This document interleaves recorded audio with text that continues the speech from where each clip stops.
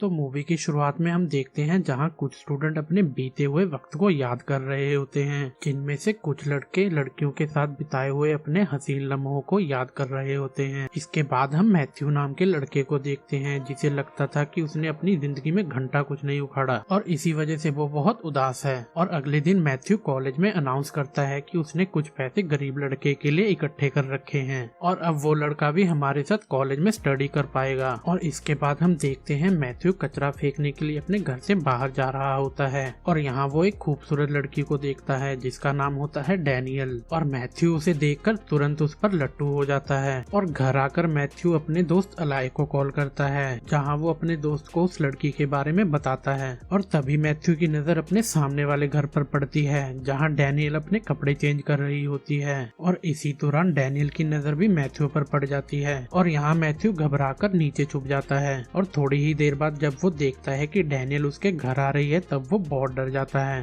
थोड़ी ही देर बाद मैथ्यू के पेरेंट्स उसे बुलाते हैं। उसके पेरेंट्स मैथ्यू से कहते हैं कि डैनियल कुछ दिनों के लिए अपनी आंटी के घर रहने आई है और वो बहुत बोर हो रही है, क्यों ना तुम उसे कहीं बाहर ले जाओ। इसके बाद हम मैथ्यू और डैनियल को एक साथ जाता हुआ देखते हैं और आगे जाकर डैनियल गाड़ी को साइड में रोक देती है, जहाँ वो मैथ्यू से कहती है कि उसने उसे कपड़े चेंज करते हुए देखा तो अब उसे भी यहाँ अपने कपड़े उतारने पड़ेंगे। पर मैथ्यू साफ इनकार कर देता है कि वो ऐसा नहीं करेगा और तब डैनियल कहती है कि अगर उसने ऐसा नहीं किया तो वो उसकी कंप्लेंट उसके पेरेंट्स को कर देगी। ये सुनकर मैथ्यू डैनियल की बात मान जाता है और अपने पूरे कपड़े उतारकर गाड़ी के सामने खड़ा हो जाता है। यहाँ डैनियल मैथ्यू को अपनी अंडरवियर भी उतारने को कहती है और जैसे ही मैथ्यू अपनी अंडरवियर उतारता है डैनियल उसकी अंडरवियर लेकर वहाँ से भाग जाती है। और आगे हम देखते हैं कि मैथ्यू एक ट्यूब से अपने आप को कवर कर अपने घर जा रहा होता है। तभी डैनियल फिर से उसके पास आती है और उसे कार में बिठा लेती है और अगले ही दिन वो एक रेस्टोरेंट पर बैठकर लंच कर रहे होते हैं, जहां डैनियल को पता लगता है कि मैथ्यूज ने अपनी जिंदगी में कुछ भी नहीं उखाड़ा और ना ही उसने कभी कुछ इंटरेस्टिंग किया है। और वहां डैनियल मैथ्यूज को पूछती है कि उसे किस तरह की गर्लफ्रेंड चाहिए और आगे जैसे जैसे मैथ्यूज बताता जाता है वैसे ही डैनियल एक स्केच बनाती जाती है। और अगले ही दिन मैथ्यू अपनी क्लास में बैठा होता है, जहाँ डैनियल उसकी क्लास के बाहर आ जाती है और उसे इशारा कर बाहर आने को कहती है। और यहाँ मैथ्यूज अपनी क्लास बंक कर डैनियल के साथ चला जाता है और फिर रात को मैथ्यू अपने दोस्तों को डैनियल से मिलवाता है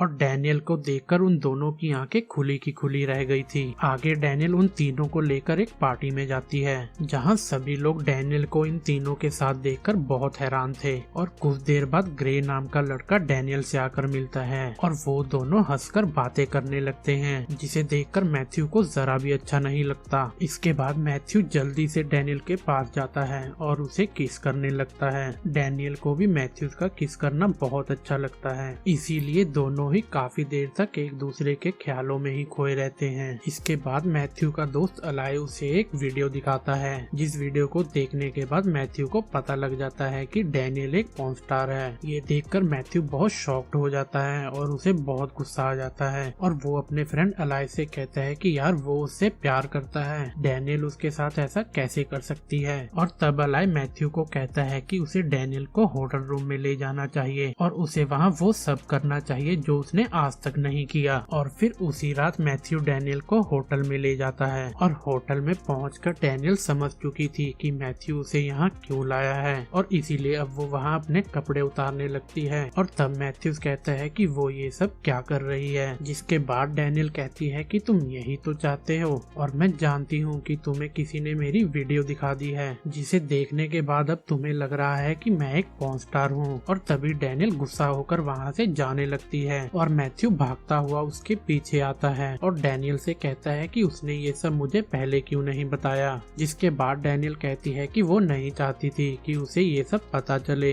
जिन प्यार भरी नजरों से तुम मुझे देखते थे मुझे बहुत अच्छा लगता था। और ये कहकर डैनियल वहाँ से चली जाती है। और इन सब के बाद मैथ्यू बहुत उदास रहने लगा था और फिर एक दिन वो डैनियल से माफी मांगने के लिए उसके घर चला जाता है और वहाँ जाकर वो डैनियल के घर एक लड़के को देखता है जिसका नाम कैली होता है। और कैली को देखकर मैथ्यू बहुत परेशान हो जाता है और वो दोनों मैथ्यू को अपने साथ लेकर क्लब में चले जाते हैं, जहाँ जाकर मैथ्यू को पता चलता है कि कैली एक प्रोड्यूसर है जो कि अडल्ट मूवी बनाता है। अगले ही दिन हम कैली को मैथ्यूज के कॉलेज में देखते हैं, जहाँ वो कुछ लड़कियों से बातें कर रहा होता है। और इसके बाद मैथ्यू कैली को लेकर बैंक चला जाता है और वहाँ कैली को उस $25,000 और उस गरीब लड़के के बारे में पता चलता है। और मैथ्यू वहाँ बैंक रिसेप्शनिस्ट को बोलता है कि कैली उसका एडवाइजर है। बैंक में बैठी वो लेडी रिसेप्शनिस्ट बहुत खूबसूरत होती है, जिसके साथ कैली कुछ देर फ्लर्ट करने लगता है। और अगले ही दिन मैथ्यू देखता है कि डैनियल कैली के साथ जा रही है। मैथ्यू डैनियल के पास जाता है और उसे यहीं रुकने के लिए कहता है, पर डैनियल कहती है कि वही उसकी रियल लाइफ है, इसीलिए वो यहाँ से जा रही है। ये सुनकर मैथ्यू काफी उदास हो जाता है और शाम को अपने फ्रेंड्स के साथ बैठा होता है, जहाँ उसे डैनियल के पास जाने का आइडिया आता है। और फिर अगले दिन मैथ्यू अपने फ्रेंड्स के साथ एक क्लब में जाता है, जहाँ डैनियल परफॉर्म कर रही होती है। और वो वहाँ डैनियल को जाकर कहता है कि वो ये लाइफ छोड़कर हमेशा के लिए उसके पास आ जाए, पर डैनियल उसे कोई जवाब नहीं देती और वहाँ से चली जाती है। और ये सब बातें कैली सुन लेता है, जिसके बाद वो मैथ्यू को साइड में ले जाकर धमकाता है और उससे कहता है कि अगर उसकी वजह से उसे लॉस हुआ तो वो उसे छोड़ेगा नहीं। पर मैथ्यू कैली की धमकियों से नहीं डरता और सीधा डैनियल के पास चला जाता है। और यहाँ मैथ्यू डैनियल को वही स्केच दिखाता है जो कि डैनियल ने ही उसके लिए बनाया होता है। और वो डैनियल से कहता है कि वो इस स्केच वाली लड़की से बहुत ज्यादा अच्छी है। और ये सुनकर डैनियल के दिल में भी मैथ्यू के लिए फीलिंग जागने लगती है। अगले ही दिन मैथ्यू अपनी क्लास में बैठा होता है, जहाँ कैली उसके पास आ जाता है और वो मैथ्यू को घसीटता हुआ बाहर ले जाता है, जहाँ वो रास्ते में मैथ्यू को ये बताता है कि उसे उसकी वजह से $15,000 का नुकसान हो गया है। इसके बाद वो मैथ्यू को कार में बहुत गंदे तरीके से मारता है। इसके बाद कैली मैथ्यू को एक टैबलेट देकर बोलता है कि अगर वो चाहता है कि डैनियल वो सब छोड़कर तुम्हारे पास आ जाए तो उसे मेरे लिए एक काम करना पड़ेगा। उसे एक प्रोड्यूसर के घर से अवार्ड की ट्रॉफी चुरानी पड़ेगी, जो कि उस प्रोड्यूसर ने उसका आइडिया चुरा कर हासिल की थी। मैथ्यू डैनियल से बहुत प्यार करता है, इसी वजह से वो कैली की ये बात मान लेता है। और जब मैथ्यू वो ट्रॉफी चुराने के लिए उस प्रोड्यूसर के घर जाता है, तब कैली पुलिस को कॉल करके उसकी चोरी के बारे में बता देता है, जिसके बाद पुलिस मैथ्यू को पकड़ने वहाँ आ जाती है। पर मैथ्यू किसी तरीके से वहाँ से बचकर भाग जाता है, जिसके बाद कॉल करके वो अपने फ्रेंड्स को वहाँ बुला लेता है और डैनियल भी वहाँ पर आ जाती है।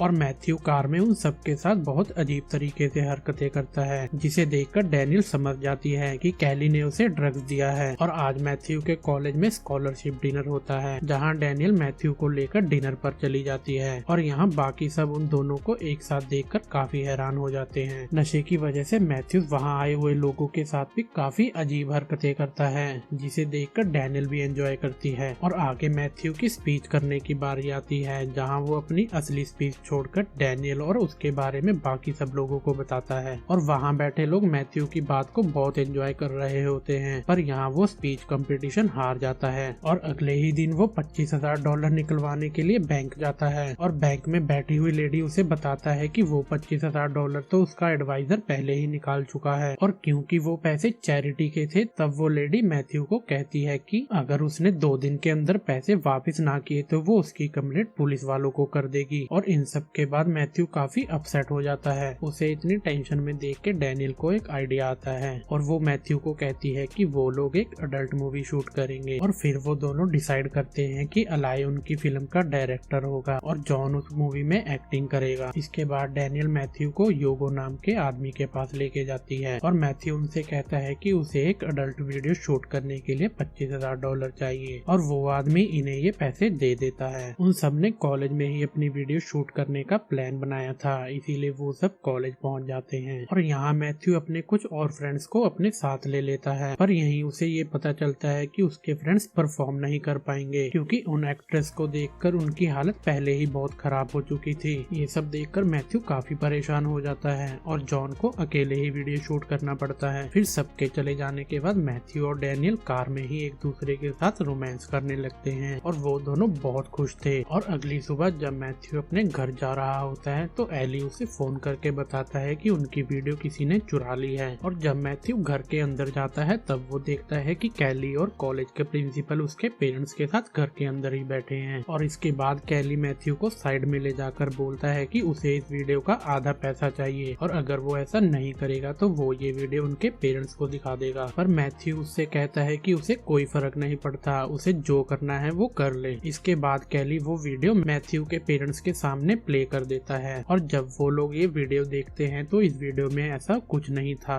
वो जस्ट एक सेक्स एजुकेशनल वीडियो थी। मैथ्यू के पेरेंट्स और कॉलेज के प्रिंसिपल को उसका ये आइडिया बहुत अच्छा लगता है। मूवी के एंड में हम देखते हैं कि मैथ्यू की वो वीडियो बहुत वायरल हो जाती है और वो सब इस वीडियो से बहुत पैसा कमाते हैं। इसके बाद डैनियल भी उस बुरी फील्ड को छोड़ देती है और मैथ्यू और डैनियल दोनों शादी करके एक साथ रहने लगते हैं। आज की वीडियो में इतना ही। उम्मीद करता हूँ आपको ये पसंद आई होगी। मिलते हैं किसी और नई वीडियो में। Till then bye bye.